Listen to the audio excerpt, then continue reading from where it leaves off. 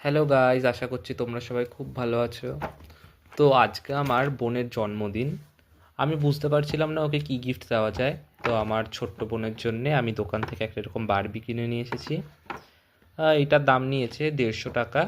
আর একটা এরকম ইউনিকর্ন দা পার্স কিনে এনেছি, যেটার দাম নিয়েছে 70 টাকা। দেখি এবার ওর কেমন ভালো লাগে, ও কেমন খুশি হয়। তো বন্ধুরা, এবার আমি ওকে গিফট দিচ্ছি। এই যে হ্যাপি বার্থডে বুনু। থ্যাংক ইউ দাদা। গিফটটা দেখ, খুলে দেখ কেমন হয়েছে, ভাল লেগেছে তোর? খুব ভালো লেগেছে আমার শোনা দাদা। গিফটটা খোল দেখি, সবাইকে একটু বন্ধুদেরকে দেখা গিফটটা খুলে পুতুলটাকে। তো এই দেখো আমার বোন পুতুলটা আনবক্সিং করছে। আমি কোনো রকম প্যাকেজিং করাইনি, কেন আমাদের বার্থডে হয় না, আর আমি ওকে খালি গিফটটা দিচ্ছি। এই দেখো তো এই বন্ধুরা দেখো, আমার ডল। আর পার্সটা দেখা সবাইকে একটু। এই যে পার্স। ওই দেখো, এটার মধ্যে একটা কি সুন্দর ও ঘোড়া দেখাচ্ছে, কি বলে এগুলোকে? ইউনিকর্ন।